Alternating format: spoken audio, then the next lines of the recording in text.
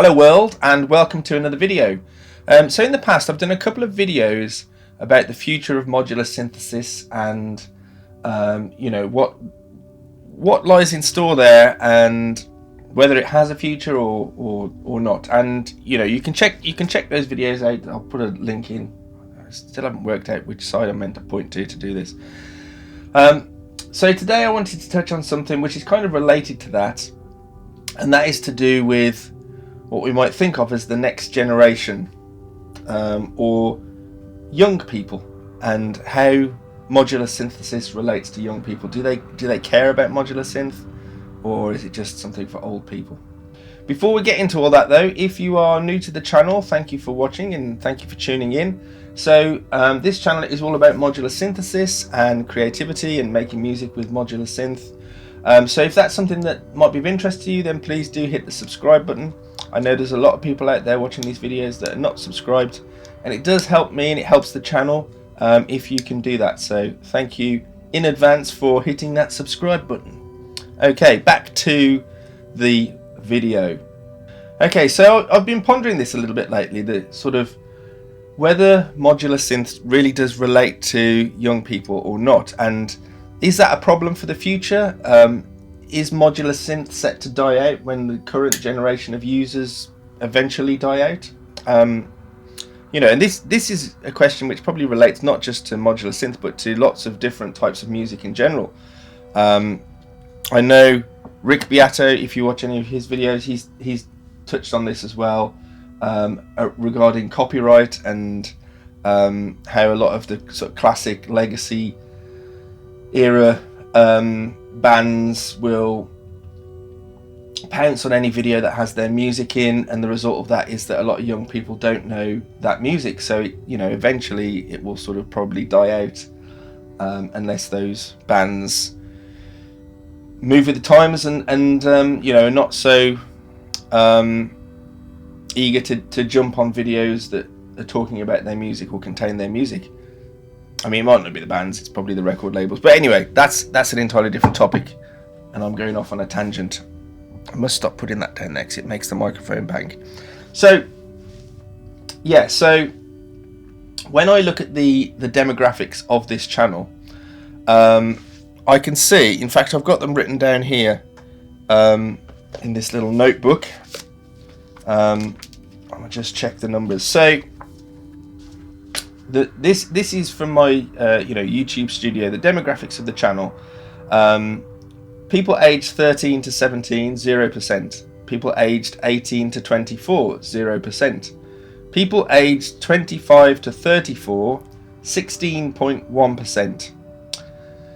And then the largest group are people aged 35 to 44, and that comes in at 46.5%. And then it drops off a little bit. 45 to 54, 31.8%, 55 to 64, 5.6%, and 65 plus, 0%. So the largest age group of people watching these videos, and this is the age group that I was in until recently, is the age group of 35 to 44, and that's almost 50%, 46.5%. The sort of younger age group, well, the category below that is 16%, and the two youngest age groups, which represents teenagers and I don't know what you call people in their 20s, early 20s, is 0%. Okay. Also, according to the stats, there's 100% of my audience is male. I mean, that's probably a video for another time. So if we look at the demographics of this channel, it definitely seems to be skewed towards an older audience. Now, there could be lots of reasons for that, which are nothing to do with modular synth. It could be just the fact that I'm a bit older, and so I'm more likely to appeal to people the same age as me. I'd be interested to know, other people who have modular synth channels out there, do you have a similar kind of demographic of people? People sort of 35 and over are your main kind of target audience. Yeah, so it does appear, if we look at the demographic that way, that modular synth is something that might be more relevant, or not necessarily relevant, but tends to, what am I trying to say? Attract people who are slightly older. Now, also, if I think about my day job where I work in a college as a music teacher, so the age group of the students that I'm mainly teaching is 16 to 19. So they've done their high school, they've come to college, and they're doing a music course. It's a popular music course, and the majority of students on that course are students who are playing traditional rock instruments, guitar, bass, drums, etc. And they have zero interest in modular synth, and they have really zero interest in electronic music altogether. There are a small number of students who come on the course as claiming to be producers, whatever that means, and they might be sort of a little bit more interested in electronic music, but it's not really electronic music. It's more kind of like, I don't know, I don't even know what to call it, like hip hop kind of TikTok stuff. And these are students where they're creating some kind of beat and then will rap over the top of it. A lot of the time they're using, I don't know, loops and samples to create their beat. They're not really making sounds themselves. So whenever I mention modular synth, or if students ask me what kind of music I'm into and I try and show them, they show zero interest in modular synth. Having said that, on the rare occasion that I'll take my case in and set it up and do some kind of little demo or workshop or whatever, they're always really interested once they see what it is and what you can do with it. But up until that point, usually they're not interested. So this kind of leads me to the conclusion that young people not really interested in modular synth, and I don't think I was when I was that age, because I'd never heard of it and I didn't know what it was. I was definitely interested in synthesizers and creating sounds that way, although I didn't have access to anything that I could do that on. I can't remember. I was probably in my sort of early to mid 20s when I got my first synth, and that was a microKORG. So let's pause for a second while I think about what I'm trying to say. Yeah, so it definitely seems that modular is something that people come to a little bit later in life. And when I say later in life, I mean sort of 30s onwards. I'd be interested if any of you out there are also teachers or lecturers. Have you ever sort of tried to discuss modular with your students? Do you have students that are interested in that? Yeah, let me know in the comments below. I noticed recently, I was Googling something else, and I can't remember what it was, but there were some courses at Berkeley that came up that were specifically about modular synthesis and making music with modular synthesizers. So it's definitely something that's maybe of interest to the age category above students that I teach, which is kind of university level, where I guess you are sort of, how old are you then? Like 19 to 21, 18 to 21, something like that. Maybe slightly older. And there may be a growing interest there, that there are university courses where you can study, maybe not the entire course, but some aspect of the course where you can study modular synthesis, and that's possibly a way that younger people will access modular synth. Of course, there could be lots of reasons why young people might not be interested or might not know about modular synthesis and what it is, and the obvious barriers there are the cost. all the things that we've spoke about before on this channel. So the cost, the fact that it's expensive, the fact that it's difficult to learn. There are probably lots of other ways of making electronic music that are easier and cheaper than a modular synth, and if you are a young person that has no money at all, and you're looking for free ways to make music, then modular synth is not it. But there are other music making activities that are expensive. Playing the guitar can be expensive. If you want to buy a guitar and an amp and a few effects pedals, that's going to cost you a few £100 potentially. So it can be expensive being a musician. If you are forgetting rock music and electronic music and so on, if you're a classical musician and you are somebody who is who's following that route, and you might be planning on going to university and so on, then classical instruments are very expensive, and perhaps that's why we always see the type of students that will follow classical music probably tend to come from a particular background, a slightly wealthier background, and maybe rock musicians might come from a less well-off background, and that might be because rock instruments can be cheaper if you can buy second-hand stuff. You can get a fairly crappy but functional guitar for quite cheap, if you want to play in a band, etc. Anyway, again, I think I'm going off on another tangent. So yeah, probably cost is the main factor. And then the next factor is the complexity of it. Having said that, young people are very good at working out how to do things that are complicated, and often doing them better than older people. And that's the nature of being a young person, I guess. Perhaps maybe there are other factors as to why modular synth is not relevant, and it could be to do with the genres of music that young people are into, and the fact that modular isn't relevant there. There might be a perception thing where if they are aware of modular and the only people they see doing it are older people, they might just think that it's not cool, it's not for them. So those are some of the reasons why young people might not be interested in modular synth.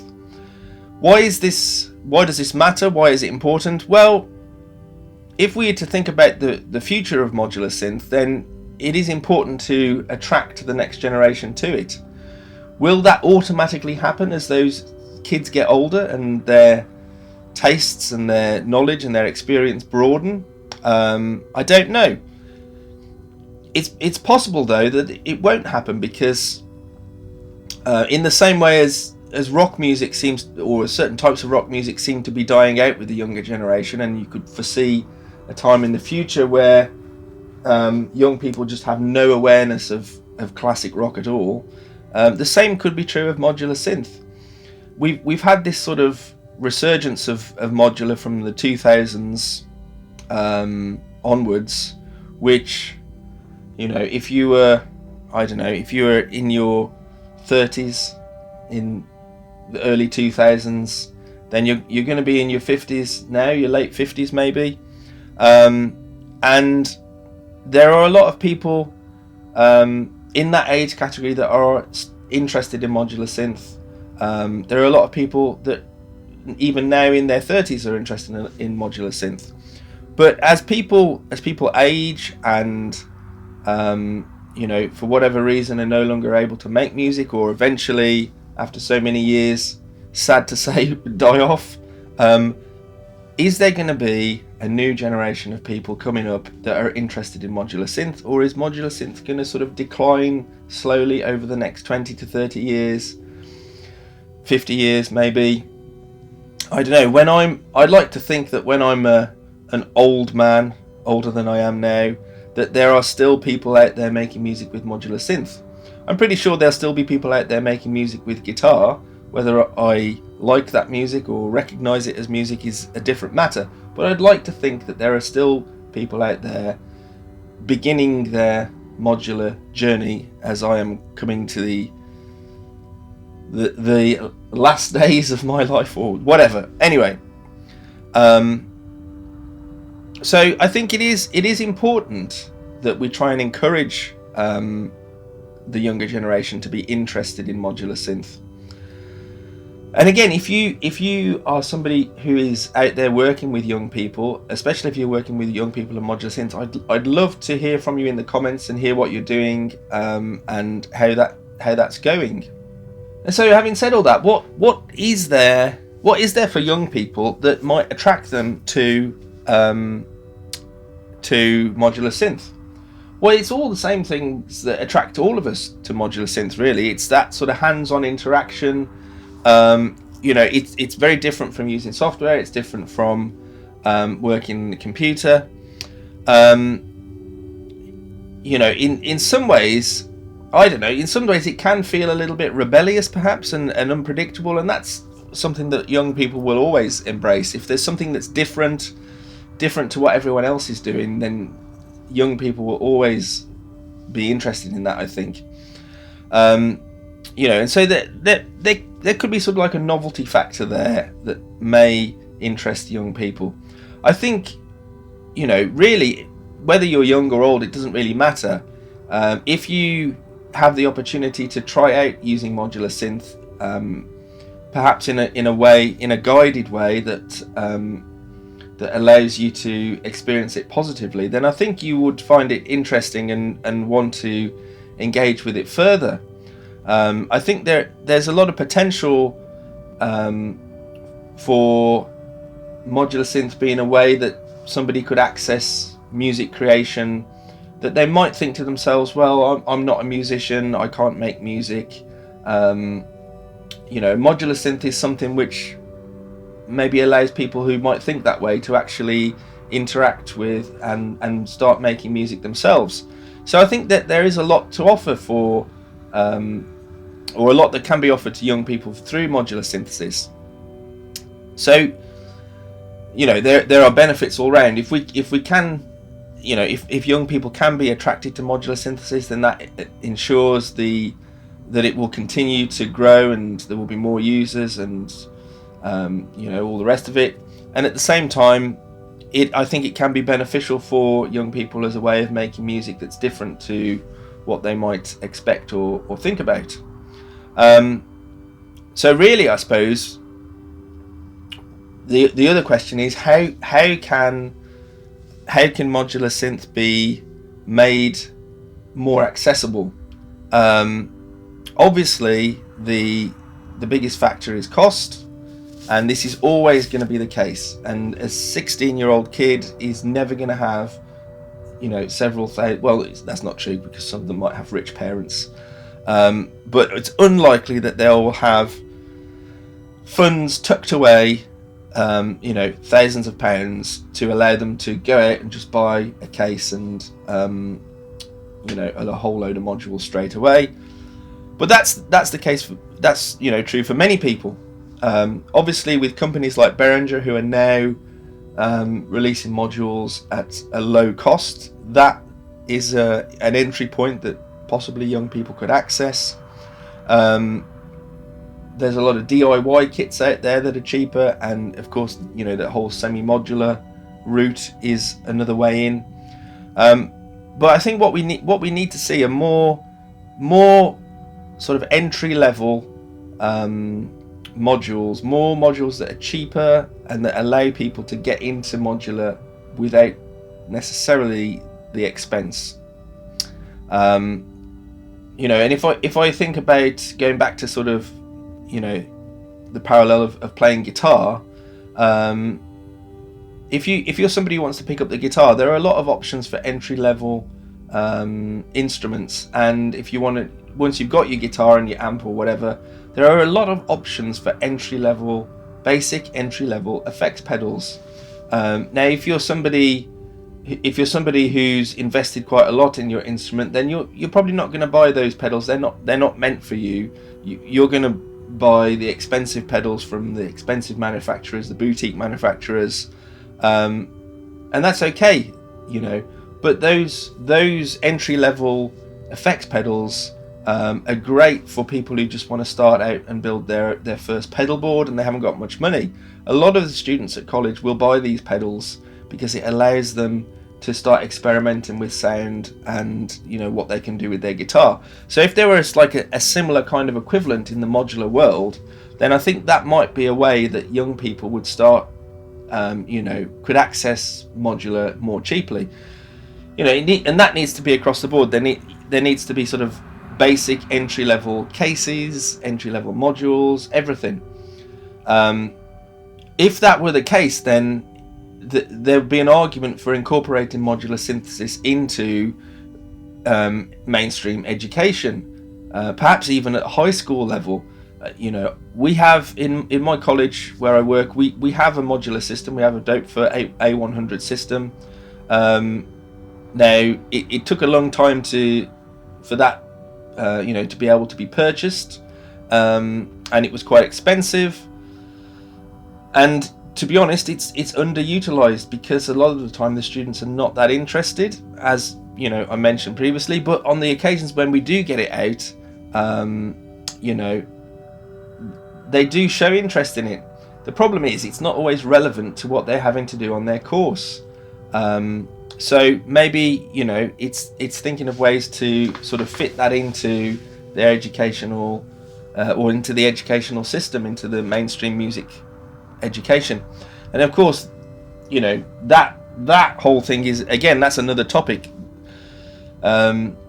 Music education is taking a bit of a bashing in this country. At the moment there are lots of courses and colleges that are closing, and it is becoming something which is really only for people who've got a lot of money, and that is unfortunate. But you know, if there are ways to bring modular into the mainstream education, then I think that would be something that would be really beneficial for teachers, for students, for everybody. Okay, so I think I've kind of reached you know, what I wanted to say on this topic. I'd be interested to hear your views on this. You know, whether you think it is a problem, the next generation, you know, not being that interested in modular synth. Is that a problem? Does it eventually mean that it will die out? Or do you think that, you know, in time people just come to it a little bit later in life? Are there ways that we can encourage young people to be interested in modular synth? Are you already working with young people in modular synth? Yeah, these are all kind of things that I'm sort of interested in at the moment, and if you have experience of that, I would love to hear that in the comments. So yeah, let me know in the comments what you think. For now though, I will say cheerio and happy patching, and I will see you in the next video. Okay, thank you for watching, and don't forget to hit the subscribe button. Thanks. Bye bye.